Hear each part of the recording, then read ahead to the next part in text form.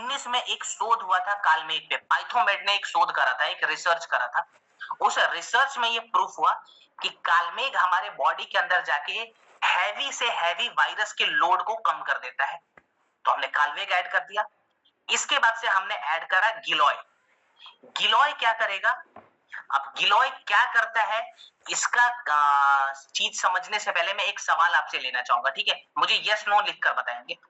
अच्छा, कितने लोगों को ये लगता है, आप लोग लगातार ट्रेनिंग्स वगैरह ले रहे हैं, तो एक सवाल आता है ट्रेनिंग के रिगार्डिंग, ही सवाल है कितने लोगों को ये लगता है कि अगर हम हमारे शरीर के रोग प्रतिरोधक क्षमता माने इम्यून सिस्टम को जितना ज्यादा बेहतर कर ले, जितना ज्यादा बढ़ा ले, उतना ज्यादा बेहतर होगा? कितने लोगों को लगता है इम्यूनिटी जितना ज्यादा बढ़ा लिया जाए उतना ज्यादा बेहतर होगा? मुझे प्लीज यस नो लिखकर बताएं। यस यस यस यस, किसी ने नो भी लिखा है, ओके। मैक्सिमम लोगों ने यस लिखा है, बट 2-4 लोगों ने नो भी लिखा है। तो जिन्होंने नो लिखा है ना, उनका यहाँ पे जवाब सही है। हमें कभी भी ये नहीं सोचना है कि इम्यूनिटी को जितना ज्यादा बढ़ा लिया उतना ही ज्यादा बेहतर होगा। मैं अपने किसी सेशन में ये नहीं कहता हूं कि इम्यूनिटी को बढ़ा लो, इम्यूनिटी को बढ़ा लो। मैं हमेशा क्या कहता हूं, इम्यूनिटी को बैलेंस करो। चीजों को बैलेंस करना बहुत जरूरी है। अब अगर हमारा इम्यूनिटी यानी कि रोग प्रतिरोधक क्षमता अपने बैलेंस लाइन से नीचे चला जाए तो सर्दी, खांसी, जुकाम की समस्या होगी, ये हम सभी को पता है। लेकिन अगर हमारा इम्यूनिटी अपने बैलेंस लाइन से बहुत ज्यादा ऊपर चला जाए तो हमारे शरीर में ऑटो इम्यून डिसऑर्डर्स हो सकते हैं। इसमें होगा क्या, हमारा जो इम्यून सिस्टम है ना, हमारे शरीर का ही दुश्मन हो जाएगा। अब अगर मुझे खांसी की समस्या है तो मेरा इम्यून सिस्टम उस खांसी को अपना दोस्त बनाकर उस खांसी को बहुत ज्यादा बढ़ा देगा और मुझे हो सकता है अस्थमा की दिक्कत हो जाए। अगर मेरे हड्डियों में कोई तकलीफ हो गई है, अब मेरा इम्यून सिस्टम मेरे हड्डियों को इतना ज्यादा खराब कर देगा कि हो सकता है मुझे रेमेटॉइड अर्थराइटिस की समस्या हो जाए। वैसे ही अगर मेरे स्किन में कोई प्रॉब्लम है, ठीक है, और मेरे खून में कोई खराबी है, तो मेरा इम्यून सिस्टम मेरे स्किन को इतना ज्यादा खराब कर देगा, मेरे खून को इतना ज्यादा गंदा कर देगा कि मुझे हो सकता है वर्टिलिगो यानी सफेद दाग की समस्या हो जाए। ये सभी ऑटो इम्यून डिजीज यानी कि ऑटो इम्यून डिसऑर्डर की समस्या है। इसमें और भी बीमारियां हैं जैसे डायबिटीज टाइप 1, एड्स, ये सभी एक ऑटो इम्यून डिसऑर्डर है।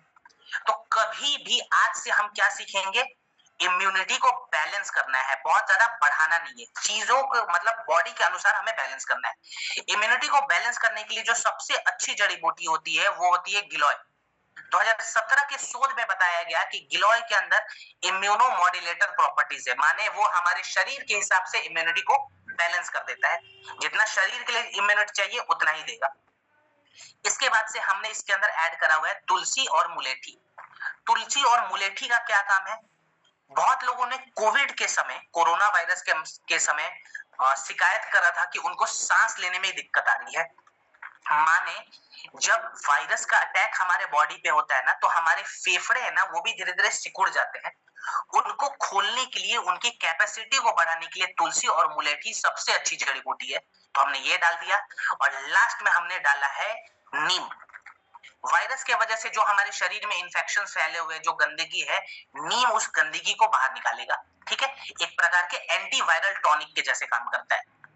अब वायरल डॉग कैसे काम करेगा, कौन कौन सी जड़ी बूटियां, ये तो हमने देख ली, लेकिन इसका डोज कितना रखें? तो डोज इसका बहुत ज्यादा नहीं रखेंगे। अगर एडल्ट को दे रहे हैं तो 20 ml, 1 कप गुनगुने पानी में खाने के बाद दिन में 2 बार। अगर एडल्ट को दे रहे हैं तो 20 ml, 1 कप गुनगुने पानी में खाने के बाद दिन में 2 बार। अगर बच्चों को दे रहे हैं तो 8 से 10 ml, आधे कप गुनगुने पानी में खाने के बाद दिन में 2 बार। कितने समय तक दे? तो कम से कम 2 से 2.5 हफ्ते तो लगातार देना है। और खाने पीने में परहेज, तो जिनको भी वायरल इंफेक्शन की समस्या है वैसे लोग थोड़े समय तक दूध नहीं पिएंगे, क्योंकि देखिए जब समस्या बढ़ती है ना तो हमारे फेफड़ों में भी तकलीफ आती है। उस वक्त अगर दूध दे दिया तो दूध तुरंत कफ को बढ़ाएगा, तो दूध थोड़े समय तक नहीं देना है। ऑयली फूड नहीं खाना है, ठंडा सामान नहीं खाना है और मसाले नहीं लेने हैं। दूध, ऑयली फूड, ठंडा आइटम जो होता है और मसाले, इनसे खाली बचेंगे हम, ठीक है। और 2-2.5 हफ्ते का प्रोटोकॉल बनाइए। और खिचड़ी वगैरह, दलिया वगैरह, अगर फल खाते हैं तो जो फल शरीर में बहुत ज्यादा ठंडा ना करे वैसा फल खाइए। पानी वगैरह खूब पीजिए, पानी यहाँ पे बहुत इंपॉर्टेंट रोल प्ले करेगा, तो पानी की कमी ना हो शरीर में, इस चीज का ध्यान रखेंगे, ठीक है। चलिए, वायरल डॉग के बाद हम बात करेंगे फीवर डॉग के बारे में, जो कि